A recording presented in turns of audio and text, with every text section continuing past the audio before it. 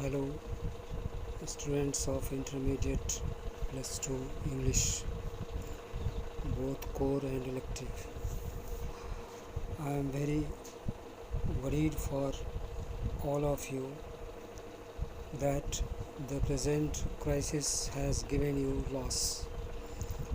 But this is a time for having patience. I am taking this online class that will give you benefit to both the stream of English core and elective. Today I am making you understand what the comprehension is. As I was teaching in the class in both English and Hindi, so that you can understand the topic properly, because our students are of weak background.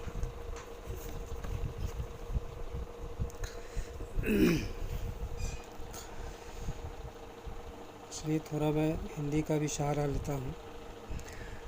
Comprehension means to understand the passage, and on the basis of that understanding the passage, you have to answer the given questions below.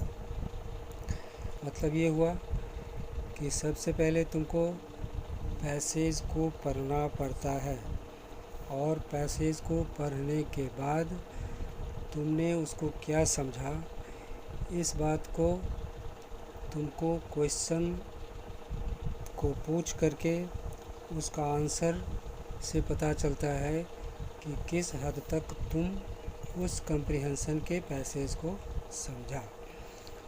मेरा अपना पढ़ाने का एक अनुभव है. मैं जब भी स्टूडेंट्स को पढ़ाता हूँ तो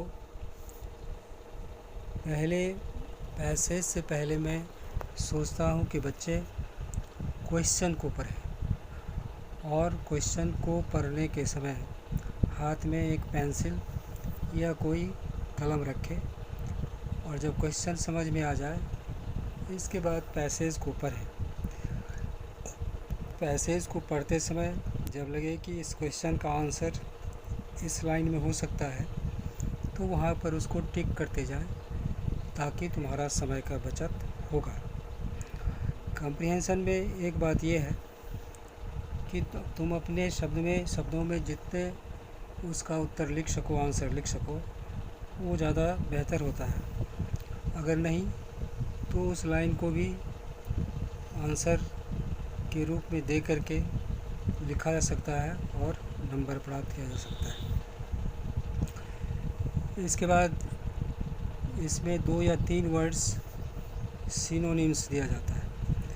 सिनोनिम्स का मतलब होता है समान अर्थ वाला शब्द. इसको समानार्थक शब्द कहते हैं. तो ये 2 जो वर्ड दिया जाएगा, उस वर्ड को क्या करना है, तुमको जो पैसेज दिया रहेगा उसमें पैसेज में कॉलम रहता है, एक पैराग्राफ रहता है, 1 2 3 4 करके, तो दे देगा कि ये पैराग्राफ 1 से इस वर्ड का मीनिंग खोजिए, यानी कि इस वर्ड का जो मीनिंग है उसे ऐसा ही मीनिंग वाला दूसरा वर्ड खोजिए और उसका आगे में उसको लिखिए. ठीक है. तो ये तुमको 12 नंबर का रहता है. तो 12 नंबर का रहता है, तो इसके लिए तुमको थोड़ा सा अपने टेंस पर ध्यान देना पड़ेगा. रीडिंग स्किल जो है उसको थोड़ा सा रफ्तार को बढ़ाना पड़ेगा. उसको समझने का हुनर, लिखने का हुनर, जो कि यहाँ से इतना तो नहीं हो सकता. फिर मैं डायरेक्ट क्लास में आने के बाद इसको अच्छी तरह से समझाऊंगा. तब तक मैं तुमको थोड़ा सा एक गाइडेंस दे दिया हूँ. दूसरा दिन तुमको बताएंगे कि इसका दूसरा जो नंबर होता है नोट्स मेकिंग और समरी राइटिंग, वो क्या होता है. इसके बाद इसको तुमको बताएंगे.